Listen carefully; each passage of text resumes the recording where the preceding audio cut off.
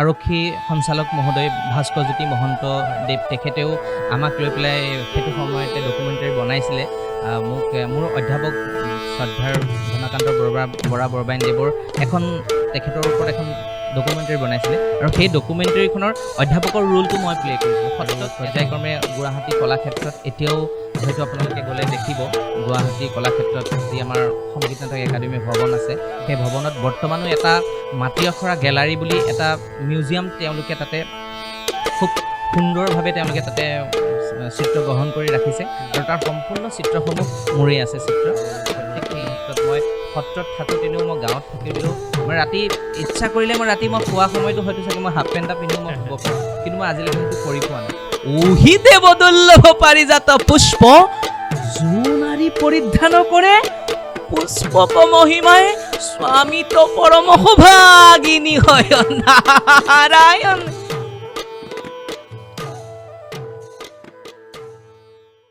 নমস্কাৰ, NB music ষ্টুডিঅ'ৰ নিবেদন NB music পডকাষ্টৰ আজিৰ অন্য এক এপিছ'ডলৈ আপোনালোক সকলোকে স্বাগতম জনাইছোঁ। আজি আমাৰ বাবে গৌৰৱৰ কথা, আমাৰ মাজত উপস্থিত আছে অসমৰ সত্ৰীয়া সংস্কৃতিৰ অন্যতম কমলাবাৰী সত্ৰৰ সৰ্বকনিষ্ঠ বৰবায়ন হিচাপে পৰিচিত লাভ কৰা তথা ভাৰত চৰকাৰৰ যুৱ কলাকাৰ বঁটাৰে সন্মানিত তথা অসমীয়া ভাওনা সংস্কৃতিত ৪৭ বাৰকৈ সূত্ৰধাৰৰ সন্মান বুটলিবলৈ সক্ষম হোৱা আমাৰ শ্ৰদ্ধাৰ পংকজ শইকীয়া বৰবায়নদেৱ আমাৰ মাজত উপস্থিত আছে আৰু আপোনাক নমস্কাৰ জনাইছোঁ। নমস্কাৰ। NB মিউজিক ষ্টুডিঅ'লৈ মোৰ আন্তৰিক ধন্যবাদ আৰু কৃতজ্ঞতা জ্ঞাপন কৰিছোঁ। আমাক এনেদৰে আপোনালোকৰ অনুষ্ঠানলৈ আমন্ত্ৰণ জনাই আনি আমাক যি আদৰ আৰু সন্মান জ্ঞাপন কৰিছে তাৰ বাবে পুনশ্চ NB মিউজিক ষ্টুডিঅ'ৰ প্ৰতিগৰাকী কৰ্মকৰ্তা আৰু আপোনালৈ আন্তৰিক ধন্যবাদ কৃতজ্ঞতা জ্ঞাপন কৰিছোঁ। হয়, ধন্যবাদ। আৰু আমাৰ ষ্টুডিঅ'লৈ আচলতে প্ৰত্যেক যিগৰাকী ব্যক্তিয়ে আহে আমাৰ এটা প্ৰথম প্ৰশ্ন থাকে, গতিকে আপোনাকো প্ৰথম প্ৰশ্নটো সুধিব বিচাৰিছোঁ। আপোনাৰ বাবে পংকজ শইকীয়া কোন হয়? সঁচাকৈ বৰ এটি গুৰুত্বপূৰ্ণ প্ৰশ্ন সুধিছে। জন্মৰ পাছৰ পৰাই যি মোৰ নামাকৰণ কৰা হ'ল পংকজ শইকীয়া, আচলতে পংকজ শইকীয়া মোৰ চিন্তাত এটা বহুত ডাঙৰ শূন্য। এই পংকজ শইকীয়াৰ শূন্যটোক সংযোগ কৰি পিতৃ মাতৃৰ আশীৰ্বাদ আৰু মোৰ চিৰনমস্য অধ্যাপক গুৰুসকল, তাৰোপৰি কমলাবাৰী সত্ৰৰ প্ৰাণকেন্দ্ৰ, সত্ৰীয়া সংস্কৃতিৰ যি প্ৰাণকেন্দ্ৰ কমলাবাৰী সত্ৰ, যেনেদৰে শূন্যতাৰ আগত 1 বা 2 গ'লে 10-20লৈ যেনেকৈ আমাৰ যোৱা হয়, ঠিক একেদৰে মোৰ সেই শূন্যটোৰ লগত সংযোগ হৈ পেলাই কমলাবাৰী সত্ৰ, মোৰ গুৰুসকল, মোৰ অধ্যাপকসকলে মোক 10-20-100লৈ মোক যাত্ৰা কৰিবলৈ তেওঁলোকে মোক আশীষ প্ৰদান কৰিছে। মই তেনে বুলিয়ে ভাবোঁ। মূলতে ক'বলৈ গ'লে পংকজ শইকীয়া এক শূন্য। হয়, আৰু আপোনাৰ বিষয়ে আচলতে আৰু অকণমান জানিব বিচাৰিছোঁ। আপোনাৰ ঘৰ কোন জেগাত? মোৰ ঘৰ মাজুলী কমলাবাৰী নামকাটনি গাঁৱৰ, আৰু মোৰ মাতৃ প্ৰয়াত ভনী শইকীয়া আৰু পিতৃ শ্ৰদ্ধাৰ শ্ৰীযুত ৰামচন্দ্ৰ শইকীয়া, আৰু ঘৰত দাদা ভণ্টি বাক বিয়া দিয়া হ'ল আৰু এনেদৰে আছে ঘৰত সকলো। আৰু আপোনাৰ সত্ৰত প্ৰথম খোজ কেতিয়া দিছিলে? সত্ৰত প্ৰথম খোজ মোৰ 4 বছৰ বয়সতে মোৰ প্ৰথম খোজ হৈছিল সত্ৰলৈ অহা, আৰু মোৰ পিতৃস্বৰূপ মোৰ ভগৱান তুল্য কমলাবাৰী সত্ৰৰ জ্যেষ্ঠ বুঢ়া ভকত শ্ৰদ্ধাৰ শ্ৰীযুত সুনাম শৰ্মা বুঢ়া ভকতদেৱে মোক সত্ৰলৈ আনিছিল আৰু সত্ৰলৈ আনি সত্ৰীয়া সংস্কৃতিৰ লগত মোক পৰিচয় কৰাই দিছিল। সত্ৰীয়া কেন্দ্ৰ গুৱাহাটী, সংগীত নাটক একাডেমী, সূত্ৰধাৰ সাংস্কৃতিক মঞ্চ আদিৰ দৰে প্ৰখ্যাত অনুষ্ঠানৰ জৰিয়তে আপুনি বিভিন্ন সময়ত বিভিন্ন স্থানত সত্ৰীয়া সংস্কৃতিৰ যি অমূল্য অৱদান আগবঢ়াই আহিছে, সেই যাত্ৰাৰ বিষয়ে আমাক যদি অকণমান অৱগত কৰে আমি নথৈ উপকৃত হ'ম। আচলতে যাত্ৰা বুলি ক'বলৈ গ'লে যাত্ৰাটো সকলোৱে কৰে। আচলতে যাত্ৰা প্ৰত্যেকেই কৰিবলগীয়া হয়, নিজৰ জীৱনত সকলোৰে যাত্ৰা থাকেই। ঠিক একেদৰে মোৰো যাত্ৰা ঘটিছিল। মোৰো যাত্ৰা আৰম্ভ হৈছিল শ্ৰী শ্ৰী মূল কমলাবাৰী সত্ৰ তিতাবৰ পৰাই।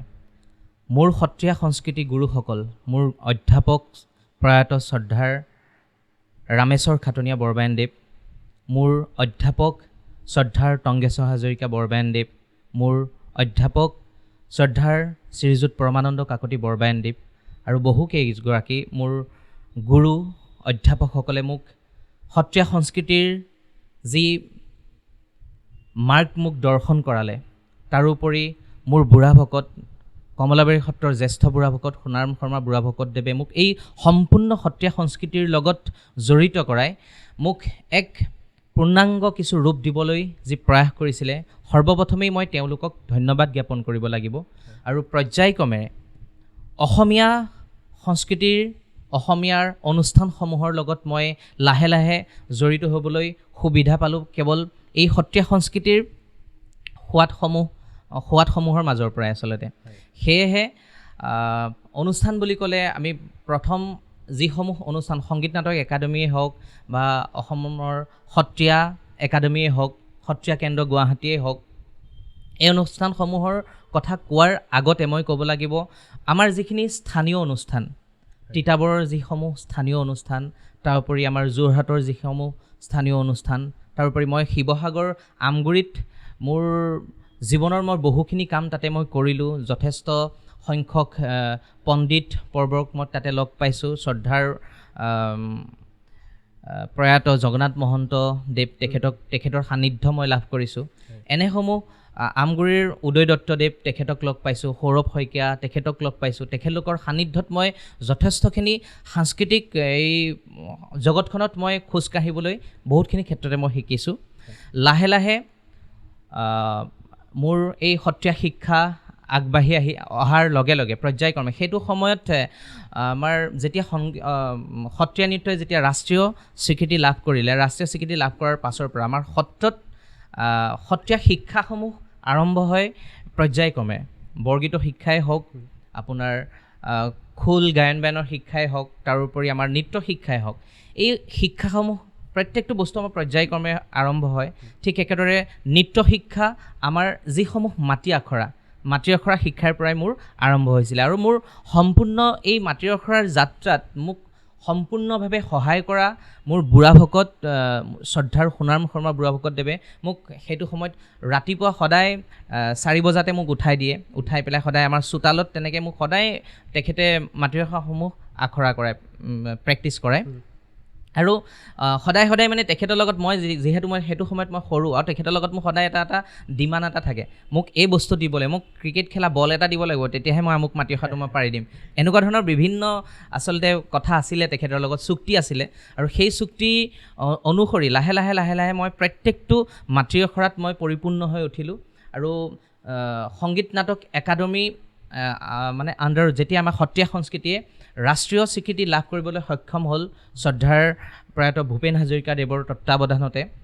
আৰু তাৰ পাছতে গুৱাহাটীৰ ৰবীন্দ্ৰ ভৱনত প্ৰথমখন সংগীত নাটক একাডেমীয়ে আমাৰ সত্ৰীয়া সংস্কৃতিৰ ওপৰত এখন ছেমিনাৰ তেওঁলোকে তাতে আয়োজন কৰিছিলে। আৰু সেই ছেমিনাৰখনত মোৰ অধ্যাপক শ্ৰদ্ধাৰ ঘনকান্ত বৰা বৰবায়নদেৱ তেখেতে তাৰ লেকচাৰ আছিলে। আৰু তেখেতৰ ডেমনষ্ট্ৰেটৰ হিচাপে মোক সত্ৰৰ পৰা লৈ গৈছিলে। প্ৰথমগৰাকী হয়তো অসমৰ প্ৰথমগৰাকী সত্ৰীয়া নৃত্যৰ ৰাষ্ট্ৰীয় স্বীকৃতি লাভ কৰাৰ পাছত প্ৰথমগৰাকী ময়েই অসম পাৰফৰ্মাৰ, মাটি আখৰাৰ পাৰফৰ্মাৰ, যি প্ৰথম মই ষ্টেজত মাটি আখৰাসমূহ দেখুৱাই গৈছিলোঁ। আৰু অধ্যাপকে মাটি আখৰাৰ গোটেই বিষয়টোখিনি সকলোৰে আগত দাঙি ধৰিছিলে, বৰ্ণনা কৰিছিলে। এনেদৰেই মোৰ পৰ্যায়ক্ৰমে, আৰু সেইটো সময়ত বিভিন্ন ধৰণৰ মোৰ ওপৰত ডকুমেণ্টাৰীও বনাইছে আমাৰ যিগৰাকী আমাৰ প্ৰাক্তন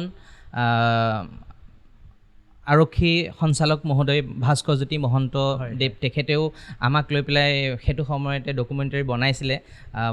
মোৰ অধ্যাপক শ্ৰদ্ধাৰ ঘনকান্ত বৰা বৰবায়নদেৱৰ তেখেতৰ ওপৰত এখন ডকুমেণ্টাৰী বনাইছিলে। আৰু সেই ডকুমেণ্টাৰীখনৰ অধ্যাপকৰ ৰোলটো মই প্লে কৰিছিলোঁ। সত্ৰলৈ এজন ভকতক সৰুতে আনি কেনেদৰে সত্ৰৰ কৰ্মসমূহ কৰা হয়, আৰু সত্ৰত কেনেকৈ সত্ৰীয়া শিক্ষা গ্ৰহণ কৰা হয়, আৰু পৰ্যায়ক্ৰমে সত্ৰীয়া সেই শিশুটিক কেনেধৰণে পৰিচালনা কৰা হয়, তাৰ ওপৰত বিভিন্ন দিশত এনেধৰণে মোক লৈ পেলাই ডকুমেণ্টাৰী বনোৱা হৈছিলে। আৰু তাৰোপৰি ভাৰতবৰ্ষৰ বিভিন্ন স্থানৰ পৰা সেইটো সময়ত সত্ৰলৈ অসমলৈ বিভিন্ন পৰ্যটক আহে, আৰু পৰ্যটক আহি অসমৰ সত্ৰীয়া নৃত্যৰ লগত জড়িত যি মাটি আখৰা, যি শাৰীৰিক চৰ্চা, এই শাৰীৰিক চৰ্চা কি, ইয়াৰ ওপৰত বুজ ল'বৰ কাৰণে বিভিন্ন মহলাৰ পৰা বিভিন্ন পণ্ডিত পৰ্বৰ বিভিন্ন গৱেষক আহি আমাকেই লৈ পেলাই বিভিন্ন সময়ত এনেধৰণে চিত্ৰ সংগ্ৰহ কৰিছিলে। আৰু পৰ্যায়ক্ৰমে গুৱাহাটী কলাক্ষেত্ৰত এতিয়াও হয়তো আপোনালোকে গ'লে দেখিব, গুৱাহাটী কলাক্ষেত্ৰত যি আমাৰ সংগীত নাটক একাডেমী ভৱন আছে, সেই ভৱনত বৰ্তমানো এটা মাটি আখৰা গেলাৰী বুলি এটা মিউজিয়াম তেওঁলোকে তাতে খুব সুন্দৰভাৱে তেওঁলোকে তাতে চিত্ৰ গ্ৰহণ কৰি ৰাখিছে। আৰু তাৰ সম্পূৰ্ণ চিত্ৰসমূহ মোৰেই আছে চিত্ৰ। আৰু সেই কামটো গুৱাহাটীৰ আমাৰ বৰ্তমানৰ যিগৰাকী অসমৰ সাহিত্য সভাৰ যিগৰাকী সভাপতি শ্ৰদ্ধাৰ সূৰ্য হাজৰিকাদেৱে এই গোটেই বিষয়টো তত্বাৱধানতে আমি কামখিনি কৰিছিলোঁ। এনেদৰেই বিভিন্ন সময়ত সত্ৰীয়া সংস্কৃতিৰ লগত জড়িত হৈ সংগীত নাটক একাডেমী আৰু গুৱাহাটীৰ সত্ৰীয়া কেন্দ্ৰৰ লগত জড়িত হৈ বিভিন্ন অনুষ্ঠান আমি নিজেও পৰিৱেশন কৰিছোঁ। আৰু তেওঁলোকৰ তত্বাৱধানতে অসমৰ প্ৰান্তে প্ৰান্তে বা অসমৰ বাহিৰতো আমি যি নৃত্য শিক্ষাৰ কৰ্মশালা মই নিজেই এগৰাকী প্ৰশিক্ষক হিচাপে উপস্থিত থাকি বিভিন্ন সময়ত বিভিন্ন মহলাত দিবলৈ প্ৰয়াস কৰি আহিছোঁ।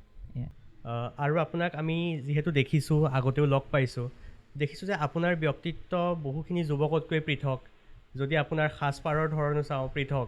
গতিকে এই সম্পৰ্কে আপুনি কি ক'ব? আৰু এই গুৰুজনাৰ যোনখিনি সৃষ্টি আছে সেইখিনি আপুনি চৰ্চা অব্যাহত ৰাখিছে, আৰু এই সকলো বস্তুখিনিয়ে আপোনাৰ ব্যক্তিগত জীৱনত কেনেধৰণৰ প্ৰভাৱ পেলাইছে? সঁচাকৈ আপোনাৰ মোৰ দৰেই প্ৰতিগৰাকী যুৱকৰ মন মানসিকতা একে নহ'বও পাৰে। তথাপিতো গুৰুজনাৰ এই কৃষ্টি সংস্কৃতিৰ লগত জড়িত হোৱাৰে পৰা আৰু সত্ৰীয়া সংস্কৃতিৰ এই প্ৰাণকেন্দ্ৰ কমলাবাৰী সত্ৰলৈ অহাৰ পৰা মোৰ যি বেশভূষা, মোৰ যি সাজপাৰ, আৰু এই সাজপাৰে আচলতে আমাক এটা বান্ধোনত বান্ধি ৰাখে। আমি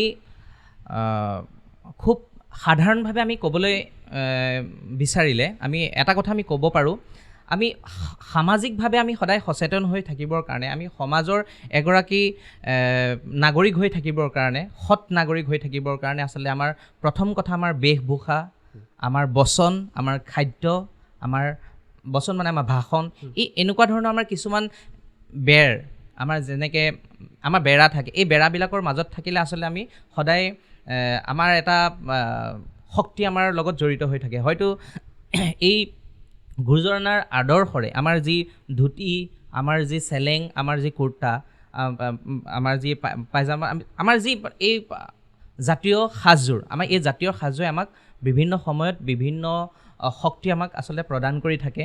আৰু সাজপাৰযোৰৰ লগত আপুনি হয়তো নিজেও গম পাব, সাজপাৰযোৰ আজি মই সত্ৰৰ নামঘৰ ভাগলৈ যদি মই যাওঁ, তাত সেই নামঘৰৰ ভাগত মই যদি জিন্স পেণ্টটো পিন্ধি পেলাই যদি যাওঁ, হয়তো আপোনাৰ জিন্স পেণ্টটোত কমফৰ্ট হ'ব পাৰে, আপুনি সোমাব পাৰিব, তাত আপোনাৰ কোনো বাধা নাই, কিন্তু আপোনাৰ নিজৰ মনটোতে আপোনাৰ সেইটো আপোনাৰ কিবা এটা ঠিক লাগি নাথাকিব, আচলতে মোক নক'ব। সেয়েহে আচলতে গুৰুজনাৰ আদৰ্শত গুৰুজনাৰেও খুব ধুনীয়াকৈ চিন্তা কৰি আচলতে আমাক এনেধৰণৰ এটা সাজপাৰ, আৰু প্ৰত্যেকটো ক্ষেত্ৰৰ মহিলাসকলৰ কাৰণে, আমাৰ পুৰুষসকলৰ কাৰণে আমাক যিসমূহ সাজপাৰ দি থৈ গ'ল, আৰু ময়ো খুব মানে আচলতে মই নিজেই খুব ভাল পাওঁ এই সাজযোগ, মই খুব ভাল পাওঁ।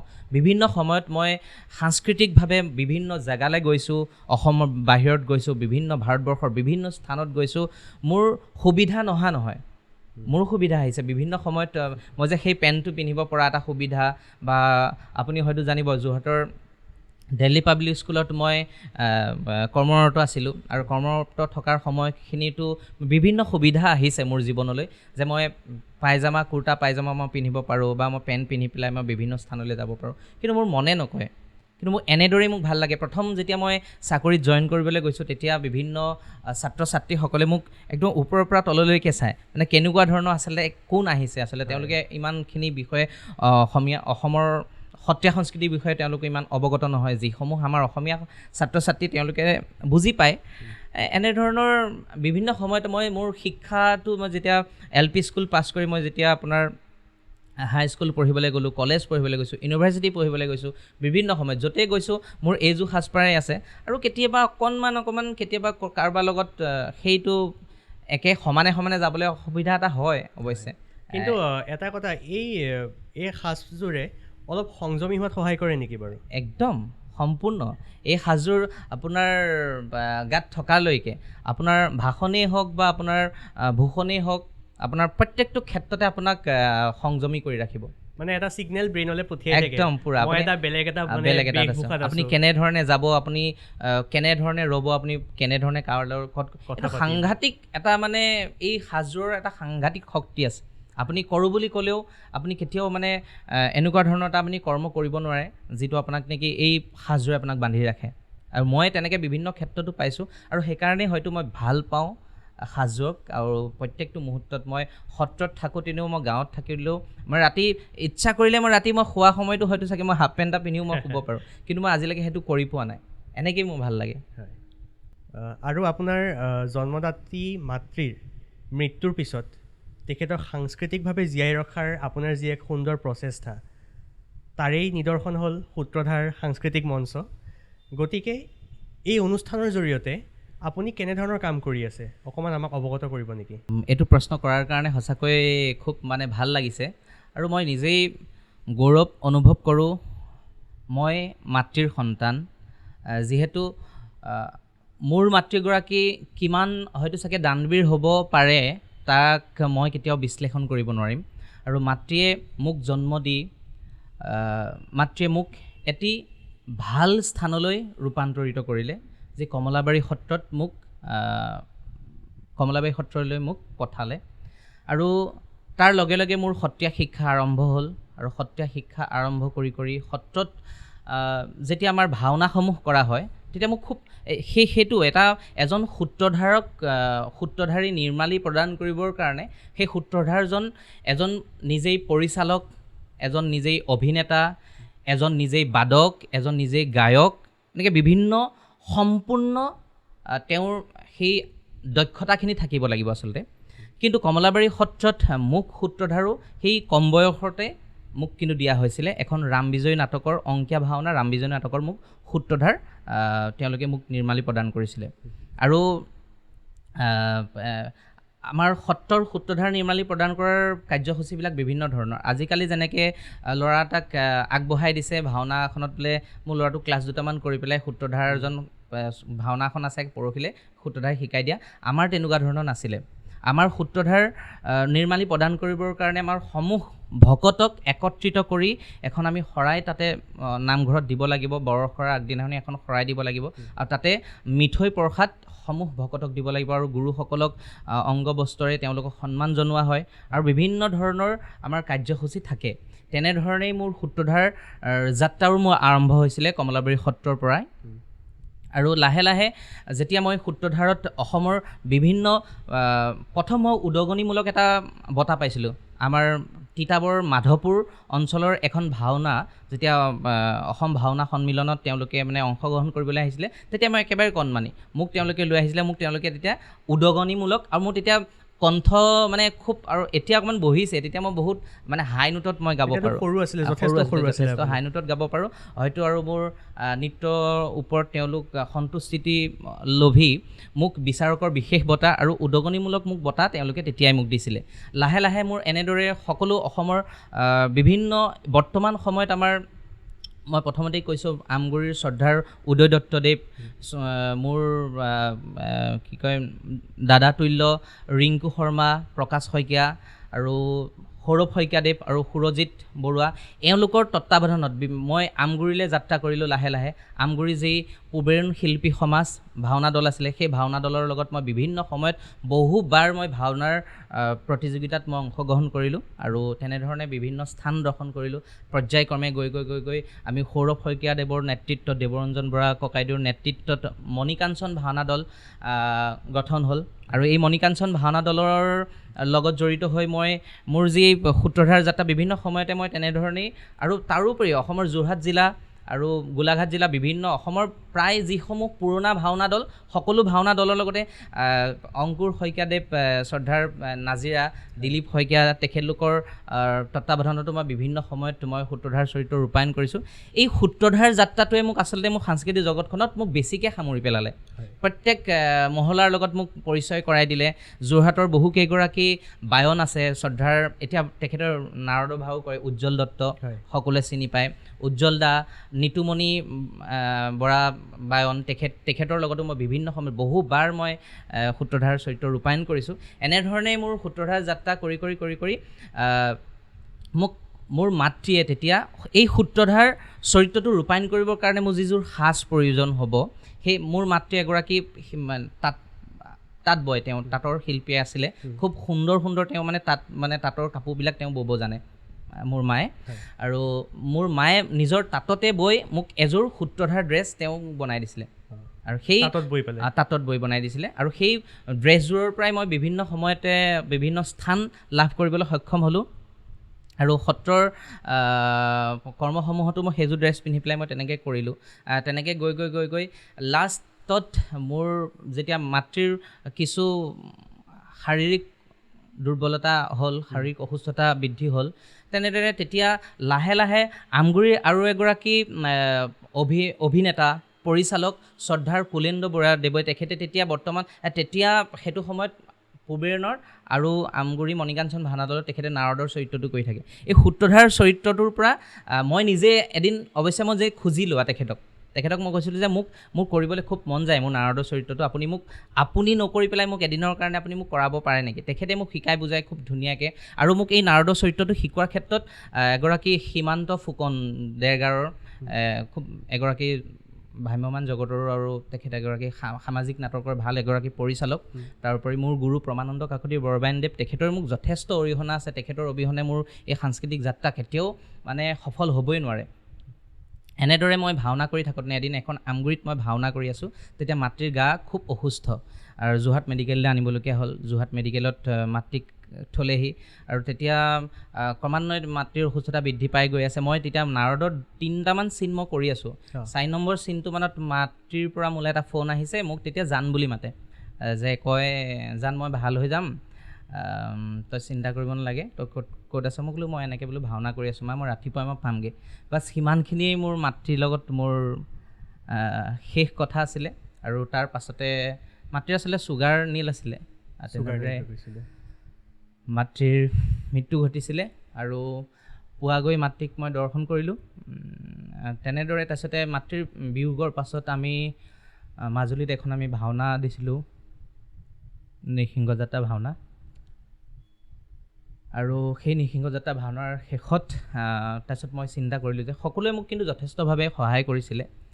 আৰু মই তেতিয়া ভাবিলোঁ যে সংস্কৃতিৰ লগত যিহেতু জড়িত হৈ থাকোঁতেই মাতৃক হেৰুৱালোঁ, আৰু মাতৃক এনেদৰে সদায় চাই থাকিম সকলোৰে মাজত, সকলোৰে ওচৰত মাতৃক সদায় পৰিচয় কৰে, ইমানেই আছিলে মোৰ উদ্দেশ্য। আৰু এই সূত্ৰধাৰ সাংস্কৃতিক মঞ্চৰ যাত্ৰা বৰ্তমান অব্যাহত আছে আৰু থাকিব।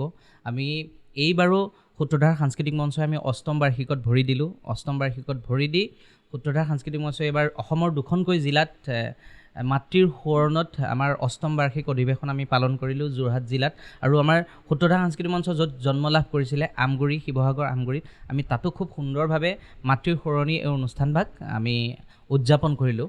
আৰু সকলোৱে আমাৰ এইবাৰ কল্পনা আৰু আমাৰ কথা বতৰা চলি আছে, অহা 25-26ত আমাৰ যিখন অধিৱেশন হ'ব, সেই 25-26ৰ অধিৱেশন ভাগ আমি খুব অকণমান বাহুল্যকৈ সৰ্বভাৰতীয় পৰ্যায়ত আমি কৰিবৰ বাবে আমি যত্ন চলাই আছোঁ। আৰু যিমান পাৰোঁ আগুৱাই লৈ যাম মাতৃৰ অনুষ্ঠান ভাগক। বৰ্তমান সময়ত দেখা যায় যে যুৱ প্ৰজন্ম বহু ক্ষেত্ৰত আগতকৈ এই সত্ৰীয়া সংস্কৃতিৰ প্ৰতি আকৃষ্ট হৈছে। গতিকে মই জানিব বিচাৰিছোঁ বা মোৰ NB মিউজিক ষ্টুডিঅ'ৰ জৰিয়তেও জনাব বিচাৰোঁ আচলতে যে বৰ্তমান কেনেকুৱা ধৰণৰ শৈক্ষিক দিশ আছে, কেনেকুৱা লাইনত পঢ়িব পাৰে এই বিষয়টো, বা ক'ত পাৰি, কেনেকৈ পাৰি, অকণমান যদি আপুনি জনায় আমাক। সকলোতকৈ আচলতে ডাঙৰ কথাটো হ'ল কি সংস্কৃতি। আমাৰ যিকোনো এটা সংস্কৃতিয়ে হওক, খেলা ধূলাই হওক বিভিন্ন পৰ্যায়, এই পৰ্যায়সমূহক আচলতে যদি আমি বুকুত বান্ধি নলওঁ নহয়, আমি আমাৰ মন মানসিকতাক আমি কেতিয়াও কণ্ট্ৰলত ৰাখিব নোৱাৰোঁ। আমি বিভিন্ন সময়ত আমি দেখি আহিছোঁ, আমাৰ নিজৰ চকুৰ সন্মুখত আমি বিভিন্ন সময়ত আমি দেখিবলৈ পাওঁ, আজিকালি বহু বৃদ্ধাশ্ৰম হ'ল, নিজৰ পুত্ৰই নিজৰ মাতৃক হত্যা কৰিছে, নিজৰ সিদিনা আমাৰ সন্মুখতেই নিজ পিতৃ মাতৃয়ে নিজ সন্তানক মৰিয়াই হত্যা কৰিছে।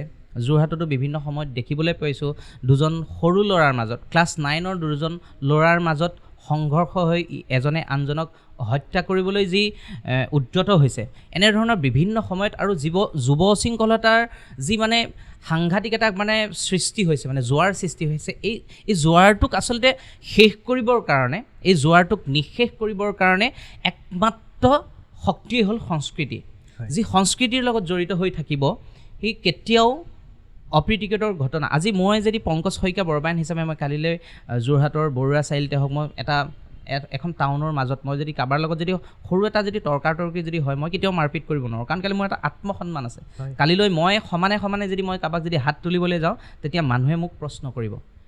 এই যিটো বান্ধন, আৰু আপোনাক মই প্ৰথমতে কৈছোঁ, এই সাজপাৰযোৰৰ যিটো এটা শক্তি, এই সাজপাৰযোৰে আমাক সদায় সচেতন কৰি ৰাখে আচলতে। সেয়েহে আমাক প্ৰথম কথা আমাক সংস্কৃতি লাগিব, আৰু এই সংস্কৃতিৰ লগত জড়িত হৈ আছে এইবিলাক কলা সংস্কৃতি, যিসমূহক আপুনি এতিয়া সুধিছে মোক কেনেধৰণে ইয়াৰ সংস্কৃতি শিক্ষা গ্ৰহণ কৰিব পাৰি।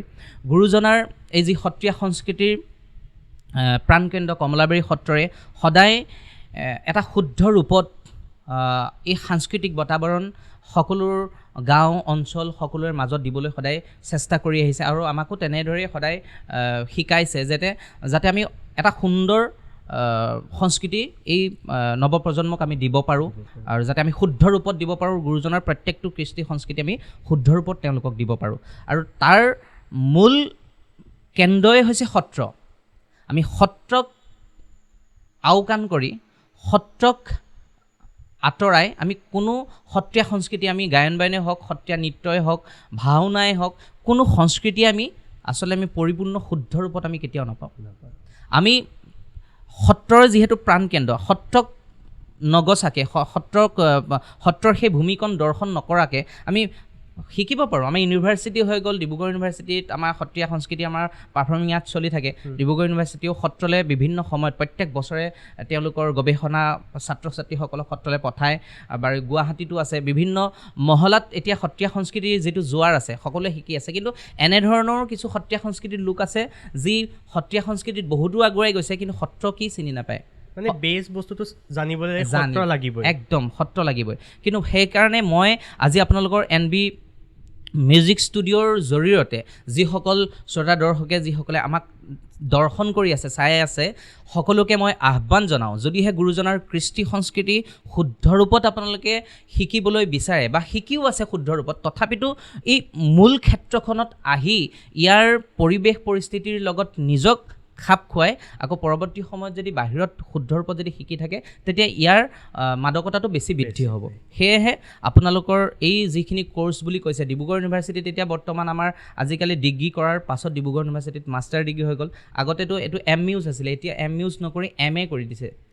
এতিয়া পোনপটীয়াকৈ এতিয়া MA কৰিব পাৰিব, পাৰফৰ্মিং আৰ্টছ আপোনাৰ সত্ৰীয়াত কৰিব পাৰিব, আৰু মিউজিকত কৰিব পাৰিব, আপোনাৰ থিয়েটাৰত কৰিব পাৰিব। খুব ধুনীয়া আছে, গুৱাহাটীত আছে আপোনাৰ। তাৰোপৰি আমাৰ যোৰহাটতে এতিয়া আমাৰ খুব গৌৰৱৰ কথা, যোৰহাটৰ অসম সত্ৰীয়া একাডেমি যিখন আমাৰ ষ্টেট মিউজিক কলেজ আছে, সেইখনো এতিয়া চৰকাৰে এতিয়া তেওঁলোকৰ তত্ত্বাৱধানত লৈছে। তাৰোপৰি বিভিন্ন ছাত্ৰ ছাত্ৰীসকলক তেওঁলোকে এতিয়া শিক্ষা প্ৰদান কৰি আছে। সেইখিনি হ'ল আমাৰ কি কয়, এইটো আমাৰ যিখিনি আমাৰ স্কুলীয়া শিক্ষাৰ দৰে আমাৰ যিখিনি চাৰ্টিফিকেট দিব তেওঁলোকে, তাৰ শিক্ষা। কিন্তু পৰম্পৰাগতভাৱে আমাৰ যিখিনি আমাৰ পৰ্যায়ক্ৰমে সৰু যুৱসকলে যেনেকৈ আমাৰ শিকিবলৈ যিখিনি প্ৰয়োজন আছে, ঠিক একেদৰে সত্ৰীয়া একাডেমি আমাৰ যিখন পৰীক্ষা পৰিষদ আছে, গুৱাহাটীৰ সংগীত সত্ৰ পৰীক্ষা পৰিষদ আছে, অসম সত্ৰ মহাসভা পৰীক্ষা পৰিষদ আছে, এই পৰীক্ষা পৰিষদসমূহে তেওঁলোকৰ তত্ত্বাৱধানত নৱপ্ৰজন্মক এই সত্ৰীয়া সংস্কৃতি জগতখনত বৰগীতেই হওক, খোলেই হওক, নৃত্যই হওক, এই এটা মানে যি পৰ্যায়ক্ৰমে আপোনাৰ বাৰ্ষিক পৰীক্ষা পালন কৰি তেওঁলোকে ছাত্ৰ ছাত্ৰীসকলক আগুৱাই নিয়াৰ প্ৰয়াস কৰিছে। ঠিক সেই যোৰহাটৰ যিখন আমাৰ সত্ৰীয়া একাডেমী বোৰ্ড আছে, পৰীক্ষা পৰিষদ আছে, সেই সত্ৰীয়া একাডেমী পৰীক্ষা পৰিষদৰ তত্বাৱধানতে মোৰ নিজৰ সূত্ৰধাৰ সাংস্কৃতিক মঞ্চ আছে। এই সূত্ৰধাৰ সাংস্কৃতিক মঞ্চয়ো আমি শনিবাৰে দেওবাৰে যোৰহাটৰ চোলাধৰাত আমি সত্ৰীয়া শিক্ষা প্ৰদান কৰি থাকোঁ। আৰু খোল বাদ্য, সত্ৰীয়া নৃত্য, বৰগীত, তাৰোপৰি অংকীয়া ভাওনা। আৰু সত্ৰীয়া নৃত্য বুলি কৈ দিয়াৰ লগে লগে আমি প্ৰথম খোজটো দিব লাগিব ভাওনাৰ পৰাই আমাৰ এই গোটেই কলা সংস্কৃতিখিনি জন্ম লাভ কৰিছে। সত্ৰীয়া নৃত্যৰ ভাওনাতে জন্ম লাভ কৰিছে। সকলো এই বিষয়বিলাক আমাৰ ভাওনা, সেইকাৰণে ভাওনা আমাৰ গুৰুজনাৰ সংস্কৃতিৰ এটা বহুত সুন্দৰ মানে অমৰ সৃষ্টি গুৰুজনাৰ। আৰু ভাওনাই গোটেই সমাজখনক একত্ৰিত কৰি ৰাখে। আজি আমি যদি চাবলৈ যাওঁ, আমাৰ গাঁও এখনত দুঘৰ মানুহৰ মাজত আমাৰ ডাঙৰ কাজিয়া লাগি থাকে, কিন্তু আমি ইজনে সিজনক আমাৰ মাতবোল নকৰে, কিন্তু নামঘৰ গুৰুজনৰ দৰ্শনটো চাওকচোন ইমান সুন্দৰভাৱে। যি দুজন মানুহৰ মাজত কাজিয়া, ঘৰৰ ওচৰতে চোতালখনৰ ইপাৰ সিপাৰ নহয়, কিন্তু নামঘৰ ভাগত যেতিয়া আমি বৰসভা হয়, ভাওনা ভাগ হয়, একেটা নামঘৰতে বহি পেলাই কিন্তু আমি প্ৰসাদ গ্ৰহণ কৰোঁ, ভাওনা চাওঁ। এই যিটো মানে একতাৰ যিটো মানে বান্ধোন গুৰুজনাৰ, সেই দৰ্শনবিলাক আচলতে আমি প্ৰত্যেকটো আমাৰ সমাজ ব্যৱস্থাটো আমি চালে আমি কেতিয়াও মানে অপকাৰ নহ'ব। আমাৰ আচলতে গুৰুজনাৰ সেই দৰ্শনবিলাক খুব সুন্দৰ আছিলে। এনেধৰণে অসমৰ বিভিন্ন স্থানত আছে, যথেষ্ট আছে। সকলোৱে ডিষ্ট্ৰিক্টে আজিকালি বিভিন্ন স্কুলবিলাক হৈ গৈছে। কিন্তু এই স্কুল শব্দটো কৈ দিয়াৰ লগে লগে মোৰ ক'বলগীয়া এটা কথা আছে। এইটো হয়তো আপোনালোকৰ NB নিউজে সকলোকে জনোৱা উচিত যে বৰ্তমান সময়ত ছাত্ৰ ছাত্ৰীৰ সংখ্যাতকৈ গুৰুৰ সংখ্যাটো কিন্তু বহুত বৃদ্ধি হৈছে। ছাত্ৰ ছাত্ৰী আজিকালি পাবলৈ নাই, সকলোতে গুৰু বাঢ়ি গৈছে। সকলোৱে শিকাবলৈ আৰম্ভ কৰিলে, শিকোতা খুব কম। আজি শিকোতা আছে খুব মানে ক্লাছ 8, 9, 10লৈকে তেনেকুৱা ধৰণৰ এটা পৰ্যায়লৈকে শিকি আকৌ শিকোৱাৰ আৰম্ভ কৰে। শিকাব লাগে, কিন্তু আৰু এই ক্ষেত্ৰত মই চৰকাৰীভাৱেই হওক বা যিসমূহ আমাৰ পৰীক্ষা পৰিষদ আছে, সকলোকে মই পংকজ শইকীয়া বৰবায়নৰ তৰফৰ পৰা মই আহ্বান জনাম যে স্কুল খোলোঁ বুলি যাতে কোনেও খুলিব নালাগে। আৰু স্কুল এখন খুলিবলৈ এখন পৰীক্ষা পৰিষদে এখন স্কুলক এখন চাৰ্টিফিকেট দিব লাগিব যে আপুনি এই গুৰুজনৰ তত্বাৱধানত আপুনি আপোনাৰ ল'ৰা ছোৱালী শিকাব পাৰিব, তেতিয়াহে আমি পৰীক্ষা পাতিবলৈ দিম। কিন্তু সেই যিজন গুৰুৱে প্ৰথম যিখন বায়'ডাটা দিব, বায়'ডাটাখনৰ ওপৰত সেই গুৰুজনৰ ওপৰত এটা ইণ্টাৰভিউ নোহোৱাকৈ সেই গুৰুজনৰ তত্বাৱধানত এখন স্কুল খোলাটো আচলতে মই গ্ৰহণযোগ্য বুলি কেতিয়াও নাভাবোঁ। সম্পূৰ্ণকৈ, কিয়নো অল্প বিদ্যা ভয়ংকৰী। যদি আপোনাৰ সেই বিষয়টোৰ ওপৰত দখল নাই, এটা যদি আধৰুৱা জ্ঞান কাৰোবাক দিছে, সেইটো এটা ভয়ংকৰ কথা হ'ব। কাৰণ সেই সংস্কৃতিটো এটা বিপথে পৰিচালিত হোৱা বৰ্তমান তেনেকুৱা হৈ আছে। কিন্তু আমি এখন ইউনিভাৰ্চিটিত যেতিয়া আমি এটা চাকৰিৰ কাৰণে আমি যাওঁ, বা আমি আমি ক'ৰবাত চাকৰি এটা আমি এপ্লাই কৰিবলৈ গ'লেও আমি ইণ্টাৰভিউ দিবলগীয়া হয়। আমাক বিভিন্ন ধৰণৰ প্ৰশ্ন সোধে। কিয় সোধে? আমাক সেই বিষয়টোৰ ওপৰত আমাৰ দক্ষতা আমাক নিৰূপণ কৰি চায় আমাক। ঠিক একেদৰে আমাৰ এই সত্ৰীয়া পৰিষদসমূহেও সেই গুৰুজনৰ সেই দক্ষতাখিনি আছে নাই তাৰ ওপৰত প্ৰথম বিশ্লেষণ কৰি ল'ব লাগে। এটা পৰ্যায়ে তেওঁলোকে এটা সৃষ্টি কৰিব লাগে। আৰু মই আৰু এটা আহ্বান জনাওঁ, যিসমূহ ইউনিভাৰ্চিটিসমূহকো মই কওঁ, যিহেতু আপুনি মোক এটা খুব সুন্দৰ প্ৰশ্ন সুধিলে, এইটো খুব এটা দৰকাৰী কথা।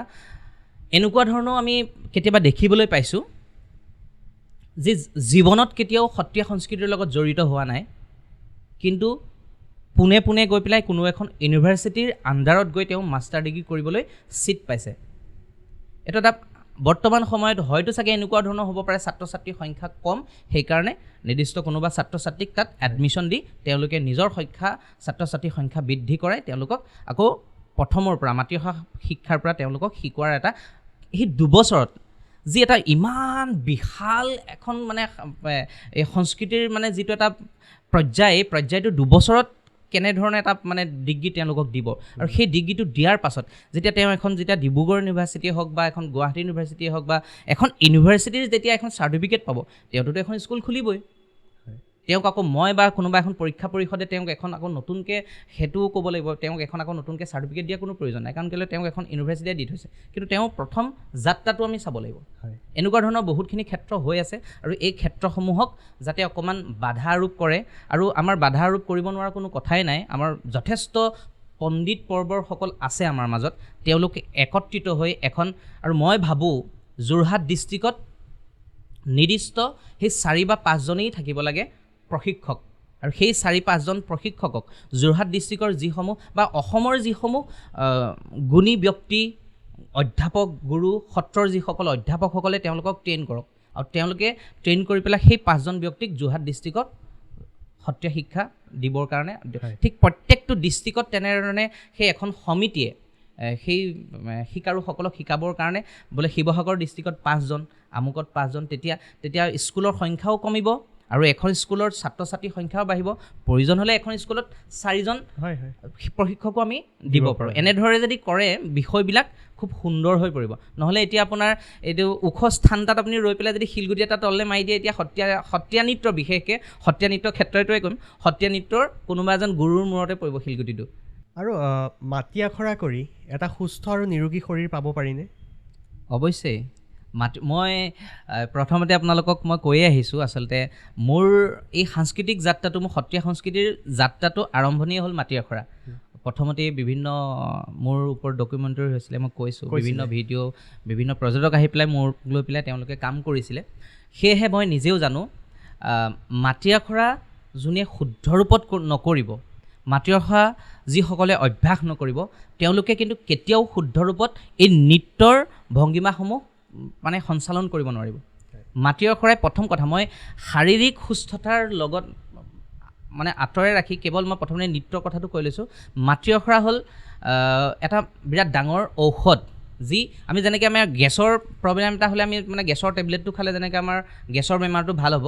ঠিক এটা নৃত্যৰ যিসমূহ বেমাৰ আছে এই নৃত্যৰ বেমাৰসমূহক ভাল কৰিবৰ কাৰণে মাটি আখৰা অতি প্ৰয়োজন কিন্তু তাৰ লগতে এটা কথা আছে গেছৰ মোৰ যদি প্ৰব্লেমটো আছে মোৰ গেছৰ প্ৰব্লেমটোত যদি মোক যদি 500 পাৱাৰ যদি মই খাব লাগে মই যদি 200 পাৱাৰ যদি খাই আছোঁ তেতিয়াহ'লে মোৰ গেছৰ পাৱাৰটো ভাল নহ'ব মোক অকণমান কিবা এটা দি থ'ব ঠিক একেদৰে সত্ৰীয়া নৃত্যৰ এই ধাৰাটো শুদ্ধ ৰূপত নিজৰ অংগ শুদ্ধি কৰিবৰ কাৰণে কিন্তু মাটি আখৰা নৰ্মেল আমি সেই 200 পাৱাৰৰ নিচিনাকৈ আমি নৰ্মেল যদি মাটি আখৰাখিনি আমি যদি কৰি যদি থাকোঁ কেৱল আমি এই first year second year fifth year আমি চিলেবাছখন কমপ্লিট কৰি পেলাই আমি এটা বিষাৰত্ব আমি কমপ্লিট কৰিব পাৰিম কিন্তু ই বডিটোত কেনেকৈ ক্ৰিয়া কৰিছে ই কোনটো মাটি আখৰা কৰিলে আমাৰ বডিত কাম কৰিব বা কোনটো মাটি আখৰা কেতিয়া কৰিব লাগে আৰু কোনটো মাটি আখৰাৰ পৰা আমাৰ কি উপকাৰিতা অপকাৰিতা আছে তাৰ ওপৰত আমি সম্পূৰ্ণ কিন্তু অধ্যয়ন কৰি ল'ব লাগিব আৰু যদি এই অধ্যয়ন যদি নকৰোঁ কিন্তু মাটি আখৰা কৰিলে আমাৰ যথেষ্ট অপকাৰিতা আছে আৰু তাতকৈ ডাঙৰ কথা কি আমাৰ যিখিনি যোগ ব্যায়ামৰ লগে লগে গুৰুজনাৰ আজিৰ পৰা 600 বছৰ আগতে তেওঁৰ যি চিন্তা আছিলে শাৰীৰিক ব্যায়ামৰ যিটো চিন্তা আছিলে সম্পূৰ্ণ শৰীৰ চৰ্চাৰ লগতে ইয়াৰ লগত কিন্তু আধ্যাত্মিকতা পূৰা একদম অন্তৰ্নিহিত হৈ আছে সেয়েহে যুগৰ পৰিৱৰ্তে গুৰুজনাৰ মাটি আখৰা সত্ৰীয়া সংস্কৃতিৰ যি মাটি আখৰা সেই শৰীৰ চৰ্চাৰ লগতে আধ্যাত্মিক চিন্তাটো ইয়াত জড়িত হৈ আছে আৰু মাটি আখৰা কৰিলে আমাৰ মন মানসিকতা আমাৰ এই স্কিনটো আমাৰ খুব ধুনীয়া হৈ থাকিব সজাই আমাৰ খুব ধুনীয়াকৈ আমাৰ স্কিনটো আমাৰ গুটি চুটিবিলাক নুঠে আমাৰ বেমাৰ আজাৰ যথেষ্ট পৰিমাণে আমাৰ বেমাৰ আজাৰবিলাক আমাৰ হাত সাৰি থাকিব পাৰোঁ গেছৰ প্ৰব্লেম কঁকালৰ বিষ আঁঠুৰ বিষ বিভিন্ন পৰ্যায়ত আমি কিন্তু মাটি আখৰাৰ পৰা আমি নিজৰ শৰীৰটো সদায় সুস্থ কৰি ৰাখিব এতিয়া মই মোৰ হ'লেও মানে অকণমান আৰু কিন্তু সেইটো এটা ডাঙৰ কথা মই নিজেও এতিয়া মাটি আখৰাৰ অভ্যাসটো সামাজিকভাৱে যিমানেই মই ব্যস্ততা হৈ গুচি গ'লোঁ ৰাতি সকলোৱে গমেই পায় ৰাতি 3-4টালৈকে মোৰ কেতিয়াবা ভাওনাত থাকি যায় আকৌ ৰাতিপুৱা 6টা বজাত আহি পেলাই পাওঁহি মোৰ সময়টো নহয় আৰু সেই সময়টো নোহোৱাৰ বাবে খোৱা বোৱাৰ যিটো আমাৰ অশৃংখলতা হৈ গৈছে আৰু অশৃংখলতা হোৱাৰ কাৰণে মোৰ অলপ শৰীৰৰ গঠনটো মোৰ বৃদ্ধি হৈছে আৰু এই গঠনটো বৃদ্ধি হোৱাৰ মূল কাৰণটো হৈছে মাটি আখৰা মই নকৰা মাটি আখৰা কৰি যোনে মাটি আখৰা নকৰিব তাৰ কিন্তু শৰীৰৰ গঠন বৃদ্ধি মানে অপকাৰিতাও বহুতখিনি আছে প্ৰত্যেকটো বস্তু মানে জানিব লাগিব আচলতে সেয়েহে কৰোঁ একদম খুব মানে সহজভাৱে ক'বলৈ গ'লে মাটি আখৰা সকলো নৰসমাজৰ প্ৰত্যেক জীৱনৰ বাবে এটা বহুত ডাঙৰ ঔষধ ই বয়সস্থই হওক যুৱস্বামী হওক বা সৰু কণ মানে প্ৰজন্মই হওক সকলোৱে কিন্তু মাটি আখৰাক নিজৰ মানে ঔষধ হিচাপে যদি মানি পেলাই আমি সদায় যদি কৰা হয় আৰু মই ভাবোঁ কি এই মাতৃভাষাৰ কাৰণে হ'লেও আজিকালি ছাত্ৰ ছাত্ৰীসকলক অকণমান এই সত্ৰীয়া সংস্কৃতিৰ লগত জড়িত কৰিব লাগে তেতিয়া মানে বৌদ্ধিকভাৱে হওক মানসিকভাৱে হওক এজন ছাত্ৰ ছাত্ৰীৰ আৰু গুৰুজনাৰ কিছুমান যিবিলাক আমাৰ তেওঁ সৃষ্টিত মানে আছে আমাৰ তুতয় চপয় গুৰু ভতিমা দেৱ ভতিমা এই ব্ৰজাৱলী ভাষাই হওক বা সংস্কৃতৰ যিখিনি আমাৰ শ্লোকবিলাক আছে এই শ্লোকবিলাক যেতিয়া আমাৰ এইবিলাকতো কিন্তু এক্সাৰচাইজবিলাক আমাৰ কথা কোৱা বৰগীত গোৱা এইবিলাক বহুত ডাঙৰ ডাঙৰ এটা এক্সাৰচাইজ তাৰ লগতো কিন্তু এক্সাৰচাইজ আমাৰ জড়িত হয় আমাৰ হাত চাপৰি মৰা নাম গাওঁতে হাত চাপৰি মৰা এইবিলাকতো প্ৰত্যেকটো বস্তুতে আমাৰ এটা এটা এক্সাৰচাইজ আমাৰ জড়িত হৈ আছে যিবিলাকে আমাৰ সদায় স্নায়ুবিলাক সদায় আমাৰ ক্লিয়াৰ কৰি ৰাখে আৰু আমাৰ যিবিলাক কিছুমান সৰু সৰু ল'ৰা ছোৱালী মানে জন্মৰ পৰা কথা ক'ব নোৱাৰে কথা ক'ব নোৱাৰা সন্তানকো আমাৰ যেনেকুৱা ধৰণৰ এইবিলাক আছে আমাৰ গুৰুজনাৰ তুতয়ত আছে মধুদান অৱদাৰণ দেৱ বৰং বৰ বাৰি জলুচন চক্ক ধৰং ধৰণী ধৰ ধাৰণ ধেয় পৰং পৰমৰ্থ বিদাসু বনাস কৰং এনেধৰণৰ যিসমূহ মই কবিতা বুলিয়ে কৈছোঁ এই কবিতাসমূহ ছাত্ৰ ছাত্ৰীসকলক যিসমূহে মানে কথা ক'ব নোৱাৰে তেওঁলোকক যদি এষাৰিও যদি তেওঁলোকক প্ৰেক্টিছ কৰিবলৈ দিয়া হয় নহয় তেওঁলোকে কিন্তু লাহে লাহে লাহে লাহে তেওঁলোকে কথা ক'বলৈ শিকিব মানে আজিৰ দিনৰ স্পীচ থেৰাপি একদম পূৰা আৰু বেছ হ'ল আচলতে আমাৰ গুৰুজনাৰ সৃষ্টি হয় সেইকাৰণে মাটি আখৰাই হওক আৰু গুৰুজনাৰ এইবিলাক প্ৰত্যেক গুৰুজনাৰ শাৰীৰিক চৰ্চা বুলি কৈছোঁ গুৰুজনাৰ শাৰীৰিক চৰ্চা শাৰীৰিক ব্যায়ামৰ যিবিলাক উপকাৰিতা এইবিলাক উপকাৰিতাই আমাৰ গতানুগতিক আমাৰ জীৱনত বিভিন্ন প্ৰকাৰে আমাক সহায় কৰে আপুনি ভাওনাৰ বিভিন্ন চৰিত্ৰত অভিনয় কৰিছে আৰু বিভিন্ন স্থানত বিচাৰকৰ আসন অলংকৃত কৰিছে গতিকে এজন বিচাৰক হিচাপে আপোনাৰ অভিজ্ঞতা কেনেধৰণৰ আৰু লগতে এটা আচলতে ৰিকুৱেষ্ট আপোনাৰ পৰা যদি অকণমান ভাওনাৰ সংলাপ আমি শুনিবলৈ পাওঁ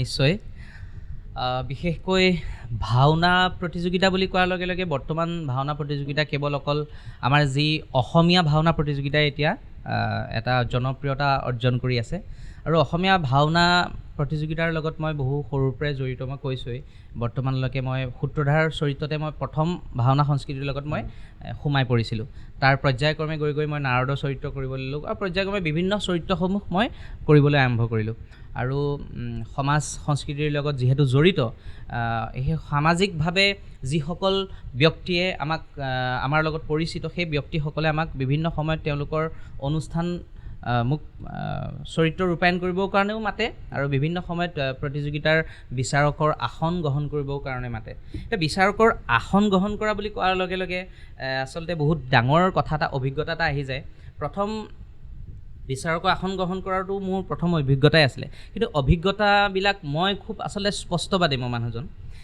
কিছুমান ক্ষেত্ৰত কাৰণ কেলৈ মই যিহেতু 25 বছৰ সত্ৰত সত্ৰীয়া সংস্কৃতিৰ লগত জড়িত হৈ সত্ৰীয়া সংস্কৃতি মই শিক্ষা গ্ৰহণ কৰিছোঁ সূত্ৰধাৰ নৃত্যৰ পৰা আৰম্ভ কৰি অভিনয় ভাওনাৰ প্ৰত্যেকটো চৰিত্ৰৰ অভিনয় আৰু অসমৰ যিসকল পণ্ডিত পৰ্বৰ যিসকল অভিনেতা বিদগ্ধ পণ্ডিত তেওঁলোকৰ লগত আলোচনা কৰি অভিনয়ৰ বিষয়ে নাট্যশাস্ত্ৰৰ মানে যিসমূহ জ্ঞান আৰু সেই জ্ঞানখিনি ৰসৰ ওপৰত মানে যিখিনি জ্ঞান আমি অধ্যয়ন কৰি পেলাই মই মোৰ সাম্যক এটা চিন্তাৰে যেতিয়া মই সেই বিচাৰকৰ আসনত মই বহোঁ তেতিয়া মই মোৰ সন্মুখত দেখিবলৈ পাওঁ যথেষ্ট মোতকৈ বহুত বয়সীয়াল বহুত ডাঙৰ ডাঙৰ মোতকৈ শিল্পীসকলে আহি পেলাই মোৰ সন্মুখত তেওঁলোকে অভিনয় প্ৰদৰ্শন কৰে তেতিয়া মই চিন্তাও কৰোঁ আচলতে মই যথেষ্ট সৰু মই বয়সত যথেষ্ট মই সৰু হয়তো আপোনালোকে গম পায়েই আৰু সেইকাৰণে বয়সে কিন্তু মোৰ কৰ্মই কেতিয়াবা মোক বিভিন্ন সময়ত ডাঙৰ ডাঙৰ কৰি পেলাইছে সেইটো এটা মোৰ কাৰণে কেতিয়াবা বহুত অসুবিধা মোৰ নোহোৱা নহয় তথাপিতো কৰ্মক সন্মান কৰি যাবই লাগিব যাবলৈ গৈ যেতিয়া আমি সেই বিচাৰকৰ আসনত উপস্থিত হওঁ বিভিন্ন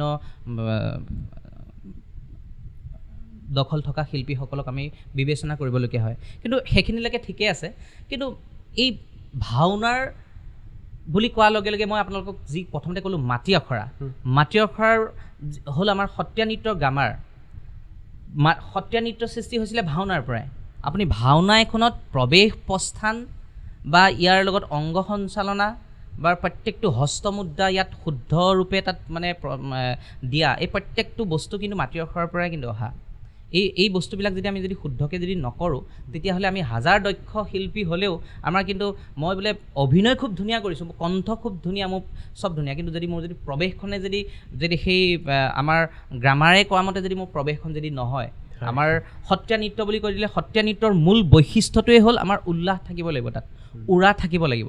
যদি সেইটো যদি আমি তাত যদি নেদেখোঁ, হস্তৰ শুদ্ধতাটো যদি আমি নেদেখোঁ, তাত আমি সেই যিগৰাকী আমাৰকৈ ছিনিয়ৰ সেই ব্যক্তিজনকো কেতিয়াবা আমি মূল্যাংকন কৰিবলগীয়া হয়, হয়তো কেতিয়াবা আমাৰ চকুত তেওঁ বিফল হৈ পৰে। ঠিক তেনেদৰে সেই বিফল হোৱাৰ আঁৰতো বিভিন্ন সময়ত আৰু ভাওনা সংস্কৃতিৰ বিচাৰকৰ আসনৰ পৰা মই যোৱা বছৰতো মোক বিভিন্ন কেইখন ভাওনা প্ৰতিযোগিতালৈ মোক আমন্ত্ৰণ জনাইছিলে, আৰু মই আচলতে বেলেগক মোৰ দায়িত্ব মই অৰ্পণ কৰিছোঁ। লাহে লাহে মোৰ কিছুমান ক্ষেত্ৰত মানে এই অসমীয়া ভাওনা সংস্কৃতিৰ বিচাৰকৰ প্ৰতি মোৰ অনীহা আহিবলৈ ল'লে। কাৰণ কেতিয়াবা এনেকুৱা নিচিনা হৈ যায়, বৰ্তমান এনেকুৱা ধৰণৰ শিল্পীও জন্ম হ'ল, মানে মই বৰ ভাৱ আহি গ'ল। তেওঁলোকৰ যি ক'ৰ পৰা তেওঁলোকে শিকিছে, তেওঁলোকে কেনেধৰণে শিকিছে, তেওঁলোকৰ নিজৰ যিখিনি কোঠাটোৰ মাজতে তেওঁলোক সদায় আবদ্ধ হৈ থাকে, ইয়াক বিশ্লেষণ কৰি নাচায় আচলতে। হয়তো যেতিয়া মোৰ কেতিয়াবা ভুল হ'ব পাৰে বা মোৰ এইখিনি ক'ৰবাত ভুলো থাকিব পাৰে নেকি, যে মোৰ ভুলটো ক'ত আছে, আমি শিকাৰু হৈ পেলাই কেতিয়াও আমি প্ৰতিদ্বন্দ্বী কৰা নাই। মানে প্ৰতিদ্বন্দ্বী কৰিলে যে আমি সফলতা অৰ্জন কৰিবই লাগিব তাৰ কাৰণেহে আমি প্ৰতিদ্বন্দ্বী কৰিছোঁ। আমি প্ৰতিদ্বন্দ্বী শিকিবৰ কাৰণে আচলতে কৰিব লাগে। যদিহে আমি আমাৰ চিন্তাটো যদি নাথাকে, আৰু মই 47 বাৰ মই বেষ্ট সূত্ৰধাৰ হৈও মই ক'ৰবাত বিফল হৈছোঁ, তাৰ কাৰণে মই কেতিয়াও কাৰো লগত আজিলৈকে মই কোনো এগৰাকী অসমৰ বিচাৰকে মোক ক'ব নোৱাৰে কেতিয়াও বোলে পংকজ শইকীয়াই মোলৈ এই ফোনটো কৰিছিলে যে মোক প্ৰাইজটো দিবৰ কাৰণে। এনেকুৱা ধৰণৰ কেতিয়াবা মোলৈ বহুত ফোন আহে। এতিয়া বিচাৰকৰ আসনখনত বহিবলৈ যোৱাৰ লগে লগে পৃথিৱীৰ ফোনে একদম ফোনটো ভৰাই দিয়ে। তেনেকুৱা ধৰণৰ এই কথাবিলাকত আচলতে মোৰ ভাল নালাগিলে, আৰু বিভিন্ন সময়ত আৰু এইবিলাক পইচা পাতিৰ খেল তেনেকুৱা ধৰণৰ কিবা কিবি থাকে। আচলতে এই কথাবিলাকত মোৰ ভাল নালাগেই। আচলতে মই এই অসমীয়া ভাওনা সংস্কৃতিৰ বিচাৰকৰ পৰা মই অকণমান মেলানি মাগিলোঁ। তাৰ লগে লগে আৰু অসমীয়া ভাওনা সংস্কৃতিৰ যি চৰিত্ৰসমূহৰ ৰূপায়ণৰ ক্ষেত্ৰত বৰ্তমান শিল্পীসকলে যি তেওঁলোকৰ ধাৰাটো সৃষ্টি কৰিছে, সেই ধাৰাটোৰ লগতো মই সকলো সময়তে আচলতে মই পক্ষপাতিত হ'বলৈ মই নোৱাৰোঁ। সেইকাৰণে লাহে লাহে এতিয়া হয়তো অসমীয়া ভাওনা সংস্কৃতিৰ এই ভাওনাৰ চৰিত্ৰসমূহৰ পৰাও মোৰ কিছু অকণমান ব্যৱধানতা নোহোৱা নহয়। তথাপিতো ভাল পাওঁ এইটো কাৰণেই, অসমীয়া ভাওনা সংস্কৃতিয়ে অংকীয়া ভাওনালৈ যথেষ্ট অৱদান আগবঢ়াইছে। কিন্তু বিভিন্ন সমাজে বিভিন্ন মহলাই কৈ থাকে যে আমি অংকীয়া ভাওনাক প্ৰাধান্য দিব লাগে, অসমীয়া ভাওনাক আমি অকণমান এৰি চলিব লাগে। কিন্তু মই অসমীয়া ভাওনাৰ পৰাই মোৰ জন্ম, অংকীয়া ভাওনাত মোৰ জন্ম, মোৰ মূল খুঁটিটো হ'ল মোৰ অংকীয়া ভাওনা, কিন্তু অসমীয়া ভাওনাই মোক অভিনয় কৰিবলৈ শিকাইছে। আজি মই আপোনাক এতিয়া মোৰ যিহেতু সংলাপৰ কথা মোক কৈছে, মই এতিয়া অসমীয়া ভাওনা আৰু অংকীয়া ভাওনাৰ দুইটা সংলাপেই মই আপোনালোকৰ ওচৰত নিক্ষেপণ কৰি দেখুৱাম। সেয়েহে মই কৈছোঁ যে এই আচলতে দুইটা ধাৰাকে আমাৰ অতি গুৰুত্বপূৰ্ণ। অসমীয়া ভাওনা কেনেদৰে সৃষ্টি হৈছিলে, অংকীয়া ভাওনাৰ ধাৰাৰে সৃষ্টি হৈছিলে, কিন্তু ইয়াক আমি অকণমান মাৰ্জিত ৰূপত, পৰিশালিত ৰূপত, পৰিবৰ্ধিত ৰূপত আমি যাতে অকণমান সজাই পৰাই ইয়াৰ কিছুমান নীতি নিৰ্দেশনা নিয়মাৱলী যে আমি প্ৰস্তুত কৰি ইয়াক কেনেধৰণে আমি ৰূপায়ণ কৰিব লাগে। নহ'লে আমাৰ যিসমূহ মই ভাবোঁ আমাৰ থলুৱা সংস্কৃতি, অসমীয়া ভাওনা বুলি কোৱাৰ লগে লগে আমাৰ থলুৱা সংস্কৃতি আমাৰ প্ৰাধান্যতাটো বেছি থাকিব লাগে। কিন্তু আমাৰ অসমীয়া ভাওনাত বৰ্তমান সময়ত যিসমূহ আমি সাজপাৰ পৰিধান কৰোঁ, সেই সাজপাৰসমূহত আমাৰ থলুৱাৰ যোনটো আমাৰ ভাৱটো আমি তাত দেখা নাপাওঁ। মই নিজেও পিন্ধিছোঁ বিভিন্ন সময়ত আমাৰ সেইসমূহ আমাৰ যিসমূহ কলকাতাৰ যিসমূহ আমি ড্ৰেছখিনি আমি পিন্ধিছোঁ, তাত আমাৰ থলুৱা গোন্ধটো নাথাকে। কিন্তু অংকীয়া ভাওনাত থলুৱা গোন্ধটো আছে। ময়ো ভাবোঁ সমান্তৰালভাৱে অসমীয়া ভাওনাও চলি যাওক, আৰু অসমীয়া ভাওনাৰ যিসমূহ সাজপাৰ আছে, থলুৱাৰ সাজপাৰেৰে যদি অসমীয়া ভাওনাকো যদি লৈ যাওঁ, তেতিয়া বাহিৰত হয়তো অসমীয়া ভাওনাক আৰু আদৰি ল'ব। কাৰণ কেলৈ অসমীয়া ভাওনাৰ অভিনয় কোনো হেয় জ্ঞান কৰিব নোৱাৰে। অসমীয়া ভাওনাৰ অভিনয়ত সাংঘাতিক এটা মাদকতা আছে। আৰু কিন্তু এই ড্ৰেছবিলাক, ইয়াৰ যি মেকআপ, আমি এতিয়া বাহিৰৰ নাটকবিলাক আমি চালে আমি দেখিব পাৰোঁ তেওঁলোকৰ বেশভূষা, তেওঁলোকৰ আমাৰ এতিয়া বিভিন্ন সকলোৱে আমি কৈয়ে থাকে, আমি যেতিয়া আমি অসুৰৰ চৰিত্ৰ এটা ৰূপায়ণ কৰিবলৈ চাওঁ, তাৰ যিবিলাক আমাৰ মুচ চুচ লগাই দিয়ে, বাকী আমাৰ ড্ৰেছটো আমাক মানুহজন খাই পেলাই কোন মানুহ কি চৰিত্ৰ কৰিছে একো নোলায়।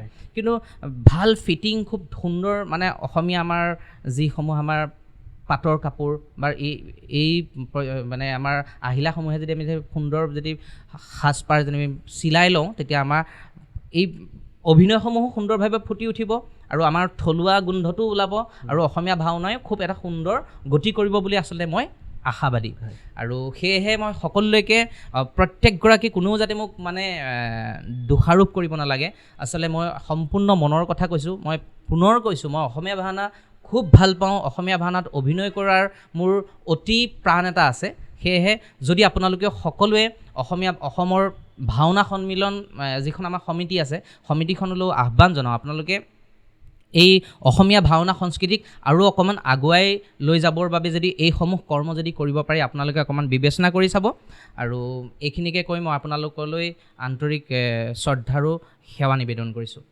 এতিয়া মই প্ৰথম কথা কৈছোঁ অংকীয়া ভাওনা আমাৰ লাহে লাহে হ্ৰাস পাবলৈ ধৰিলে কেৱল ব্ৰজাৱলী ভাষাৰ কাৰণে সকলোৱে ভাবে কি আমি ব্ৰজাৱলী ভাষাত ভাওনা হ'ব নাচি থাকিব লাগিব এইটো এটা অসমীয়া ভাওনাটো আমি নাচোঁ প্ৰৱেশ প্ৰস্থান কৰোঁ আমাৰ নাচ আছে যুদ্ধত আমাৰ সুন্দৰ নাচ আছে সকলোতে নাচ আছে নাচৰ নৃত্যৰ অবিহনে আমি একোৱেই কৰিব নোৱাৰোঁ ভাওনাত ঠিক একেদৰে অংকীয়া ভাওনাটো নৃত্য আছে কিন্তু অংকীয়া ভাওনাত এটা পৰ্যায় আছিলে মই অংকীয়া ভাওনাৰ এটা বস্তু মই নিজেও কিছু কিছু ক্ষেত্ৰত মই গ্ৰহণ কৰিবলৈ মানে মই টান পাওঁ সত্ৰ হিচাপেও আৰু সত্ৰসমূহেও এনেকৈ কৰি থকা মই বিভিন্ন সময়ত দেখিছোঁ যিহেতু অভিনয় বুলি কৈ দিয়াৰ লগে লগে হুবহু এটা আমি যেতিয়া চৰিত্ৰ আমি ৰূপায়ণ কৰিব ৰুক্মবীৰৰ চৰিত্ৰটো ৰূপায়ণ কৰিবলৈ যাওঁতে বা পৰশুৰামৰ চৰিত্ৰটো ৰূপায়ণ কৰিবলৈ যাওঁতে যদি আমি পৰশুৰামে যেতিয়া নিজৰ গুৰুৰ ধনু হৰধনুখন ভংগ হোৱা দেখি ৰামক যেতিয়া খেদি যোৱাৰ কাৰণে সেইটো কিমান এটা উগ্ৰমূৰ্তি হ'ব সেই উগ্ৰমূৰ্তিটোত যদি আমি সেই আজিৰ পৰা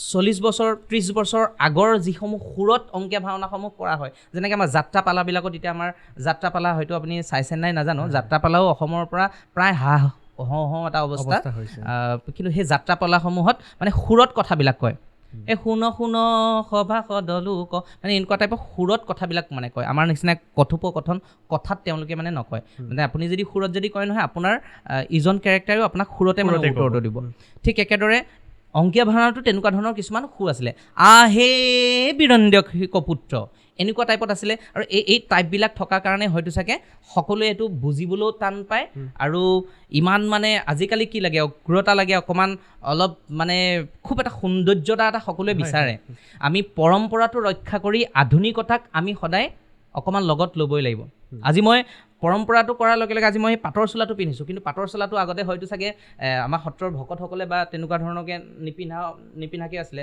আগতে খাদী চুৰিয়া পিন্ধিছিলে এতিয়া মই সাজপাৰত মই অকণমান হ'লেও মই আধুনিকতাৰ অকণমান মোৰ চাপ পৰিছে আধুনিকতা লাগিব কিন্তু মানে বিকৃত হ'ব নালাগে ঠিক একেদৰে এতিয়া এই ভাওনা সংস্কৃতিকো পৰম্পৰাত আধুনিকতাৰ মানে কি সমান্তৰালভাৱে সংযোগ কৰি সুন্দৰভাৱে আগুৱাই লৈ যোৱাটো আমি বিচাৰোঁ সেয়েহে মই কওঁ সত্ৰৰ সেই শিল্পীসকলকো কওঁ বাপুসকলকো কওঁ যিসকলে অংকীয়া ভাওনাক অধ্যয়ন গৱেষণা কৰি আছে সেইসকলকো কওঁ যাতে অভিনয়ৰ আচল দৰ্শনটো বুজি এই মাধ্যমটোক মানে আগুৱাই লৈ গ'লে এই যিসকলে এভইড কৰিছে অংকীয়া ভাওনাক তেওঁলোকেও কিন্তু গ্ৰহণ কৰিব এতিয়া মই ইয়াৰ পাৰ্থক্যটো মই দেখুৱাই দিছোঁ মই এতিয়া প্ৰথম নাৰদ চৰিত্ৰটোকে কৈছোঁ অসমীয়া ভাওনা নাৰদ চৰিত্ৰত যেতিয়া আপোনাৰ মৎস্যৱতাৰ নাটকখন সকলোৱে আমাৰ চায় মৎস্যৱতাৰ নাটক ভাগত যেতিয়া আপোনাৰ গোটেই কাহিনীটো গমেই পায় আপোনালোকৰ বিষ্ণু ৰুদ্ৰ ব্ৰহ্মাই মিলি পেলাই এখন মিটিং হৈছিলে বুলি কৈছিলে আৰু সেই মিটিঙলৈ আপোনাৰ লক্ষ্মীক নামাতিলে আৰু সেই নমতাৰ কাৰণে আহি পেলাই নাৰদে আহি কথাখিনি ক'লেহি যে তোমাক আজি মই কিন্তু বৰ বেলেগ ধৰণে দেখিলোঁ সদায় বৈকুণ্ঠলৈ আহিলে লক্ষ্মীনাৰায়ণক দৰ্শন পাওঁ কিন্তু আজি কিন্তু মই তাৰ পৰা মানে বঞ্চিত হৈ থাকিলোঁ তেতিয়া লক্ষ্মীয়ে সুধিলে যে কি কথা কি বতৰা তেতিয়া ক'লে যে মই গৈছিলোঁ কৈলাশলৈ তাত দেখিলোঁ ব্ৰহ্মা বিষ্ণু ৰুদ্ৰ তিনিও গুপ্ত আলোচনাত হৈছে মগ্ন নাৰায়ণ আকৌ তাত দেখিলোঁ ৰুদ্ৰৰ ভাৰ্যা পাৰ্বতী আৰু ব্ৰহ্মাৰ কন্যা সৰস্বতী দুয়োজনে কিন্তু সেই গুপ্ত আলোচনাত ভাগ লৈছে হে দেৱী তোমাকহে মই তাত নেদেখি আচৰিত হ'লোঁ দেৱী ঠিক এনেধৰণে অভিনয়বিলাক কৰা হয় তাৰপিছতে ঠিক সেই একেটা মাধ্যমেৰে যদি আমি অংকীয়া ভাওনাত এই কথা নাৰদৰ কামটো হ'ল কথা লগোৱা তে অংকীয়া ভাওনাৰ কিয় বুজি নাপাব যদি আমি যদি অভিনয়ে আমি যদি হাতখন যদি দাঙো মানুহে নৰ্মেল মানুহবিলাকে বুজি পাব যে ই মোক মাৰিবলৈ বিচাৰিছে সেই আংগিক আৰু বাচিক অভিনয় মানে হ'ল আমি যিবিলাক আমি কথা কৈ আছোঁ, কথা কৈ পেলাই যিবিলাক আমি অভিনয় কৰোঁ সেইবিলাক হ'ল বাচিক অভিনয়, আৰু অংগ সঞ্চালনৰ দ্বাৰাই আমি যিবিলাক অভিনয় কৰোঁ সেইবিলাক আংগিক অভিনয়। এতিয়া সেই বাচিক অভিনয়ৰ লগত আমাৰ অংগ শুদ্ধিটো সুন্দৰভাৱে থাকিব লাগিব, তাৰ লগে লগে থাকিব আমাৰ বচন নিক্ষেপণৰ আমাৰ যিটো মাধ্যম, সেই মাধ্যমটোক আমাক লগত লাগিব।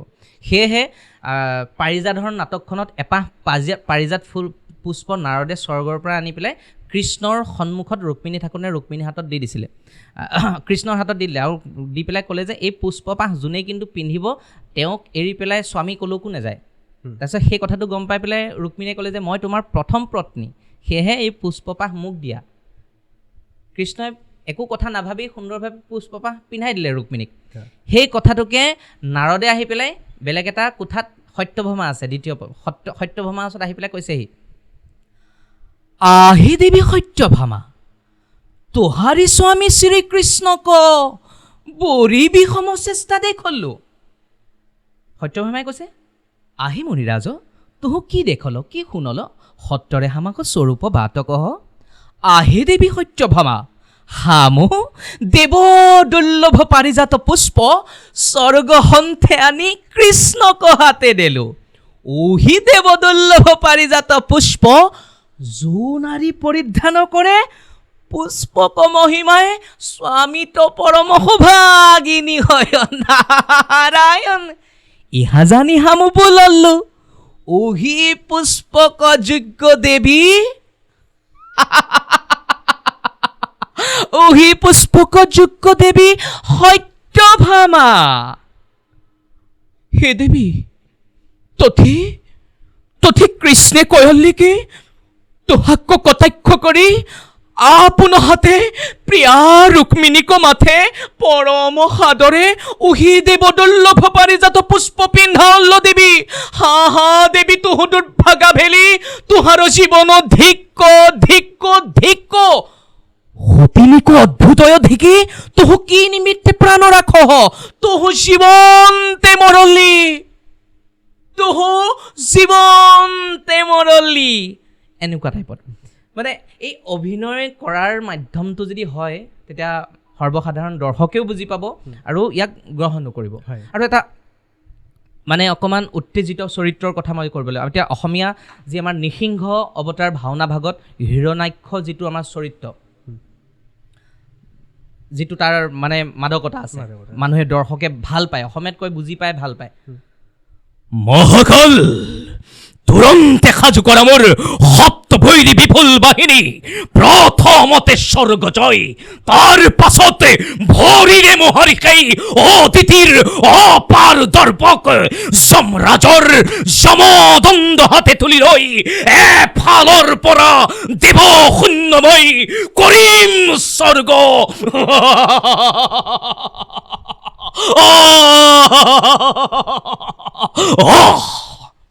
ঠিক একেদৰে আমি যদি অংকীয়া ভাওনাটো যদি আমি তেনেকৈ যদি চাবলৈ যাওঁ, খুব সুন্দৰ একেই মাধ্যম, একেই মানে খুব মানে মাদকতা আছে। ৰুক্মবীৰৰ চৰিত্ৰটোৰ কথা আমি সকলোৱে জানো যে ৰুক্মিণীক কৃষ্ণলৈ বিয়া দিবৰ বাবে ৰুক্মবীৰ বিৰোধী আছিলে, আৰু ৰুক্মবীৰে সদায় ভাবিছিলে নিজৰ বন্ধু শিশুপাললৈ কৃষ্ণক বিয়া দিব। কিন্তু ইতিমধ্যে নিজৰ পিতৃ ভীষ্মক ৰজাই ৰুক্মিণীক কৃষ্ণলৈ বিয়া দিবৰ বাবে সকলোৱে সভাসদসকলৰ লগত আলোচনা কৰি তেওঁ ঠিক কৰিলে। এই কথাটো যেতিয়া ৰুক্মবীৰে গম পালে, ৰুক্মবীৰে নিজৰ পিতৃৰ ওচৰলৈ আহিছে। আমাৰ ভগিনী ৰুক্মিণীক কাহে কহকতি ঠিক হে কৃষ্ণক বিবাহ দিয়ব, ওহি যাদৱ অনাচাৰ গোবধ স্ত্ৰীবধ মাতুলবধ কত পাপ করে ঠিক। ওয়ে বৃদ্ধ রাজা, তহু কিছু বুঝয় নাহি, আমার সখা সিংহ শিশুপাল অবশ্যে নিষ্ঠে তাহে কহামু ৰুক্মিণীক বিবাহ দেব, হামু অংগীকাৰ কয়ে বোললো। ঠিক মানে এনেকুৱা ধৰণৰ যদি আমি সেই কথাখিনি আমি সকলোৱে বুজি পাইছোঁ যে গোবধ স্ত্ৰীবধ মাতুলবধ কিমান পাপ কৰিছে সেইকাৰণে সেই কৃষ্ণলৈ মোৰ ভগ্নীক কেতিয়াও মই বিয়া দিব নোৱাৰোঁ সেইকাৰণে মোৰ ভক্তিৰ বাবে মোৰ যোগ্য বৰ হ'ব মোৰ সখা সিংহ শিশুপাল নিষ্ঠে তাহেক্য বিবাহ দিব হাম অংগীকাৰ কৈয়ে বোললো ঠিক এনেকুৱা ধৰণৰ মানে সংলাপসমূহ আছে সেইকাৰণে কওঁ যে সকলোৱে অংকীয়া ভাওনাকো কৰিব লাগে আৰু যিসকলে অসমীয়া ভাওনা কৰিব মই ভাবোঁ এবাৰ নহয় এবাৰ ক'ৰবাত বিভিন্ন সময়ত আমাৰ আজিকালি কৰ্মশালাবিলাক চলিয়ে থাকে এই কৰ্মশালাবিলাকত মাত্ৰ এমাহ হ'লেও আপোনালোকে প্ৰশিক্ষণ গ্ৰহণ কৰি ভৱিষ্যত সময়ত আপোনালোকে অংকীয়া ভাওনা কৰি যাওক আপোনালোকে যথেষ্ট শিকিবলৈ পাব আৰু ইয়াৰ কাৰণে যদি প্ৰয়োজন হয় আমি আমাৰ ফালৰ পৰা আপোনালোকক সহযোগিতা কৰিম আপোনালোকে যেনেধৰণে আমাক আমন্ত্ৰণ জনাব আমি যাম আপোনালোকৰ লগত থাকিম আৰু বাকী সত্ৰৰ যিসকল বাপুসকল আছে গৱেষক আছে পণ্ডিতসকল আছে তেওঁলোকৰো সহযোগিতা লৈ আপোনালোকৰ এই কৃষ্টি সংস্কৃতিৰ যিটো মানে প্ৰথাৰখন আপোনালোকে আৰু বিশ্বৰ প্ৰান্তে প্ৰান্তে আপোনালোকে লৈ যাওক গুৰুজনাৰ সৃষ্ট বৰগীত এক অন্যতম অৰিহণা আমাৰ অসমীয়া সংস্কৃতিৰ বাবে গতিকে আপুনি আমাৰ মাজত আজি উপস্থিত আছে গতিকে অকণমান বৰগীত আমি শুনিব বিচাৰোঁ ধন্যবাদ আচলতে বৰগীতৰ কথা যিহেতু কৈছে এই খন্তেক পূৰ্বৰ আগতে আমি যিহেতু সংলাপ আমি নিক্ষেপণ কৰিলোঁ সংলাপ নিক্ষেপণ কৰাৰ লগে লগে আচলতে অকণমান দিগদাৰ এটা হয় গোটেইকেইটা কাম একেলগে কৰিবলৈ অকণমান অসুবিধা হয় তথাপিতো নৃত্য গীত বাদ্য গোটেইকেইটাৰ লগতে যিহেতু জড়িত হৈ আছোঁ তথাপিতো আপোনাৰ অনুৰোধ ৰক্ষা কৰি মহাপুৰুষ শ্ৰীমন্ত শংকৰদেৱ গুৰুজনাৰ অকণমান বৰগীতৰ মাত্ৰ এটি শাৰী আপোনালোকৰ আগত মই অকণমান পৰিৱেশন কৰিবলৈ আগবাঢ়িছোঁ আৰু কণ্ঠৰ অৱস্থা একেবাৰে বেয়াই হৈছে আমি এই বিশেষকৈ এইকেইদিনত মোৰ মানে অকণমান AC বিলাকত বেছিকৈ থাকি বাহিৰত গৈছিলোঁ বাহিৰৰ প্ৰগ্ৰেমতো অকল AC ইয়াতো এই মাত একদম বহি আছে তথাপিতো চেষ্টা কৰিছোঁ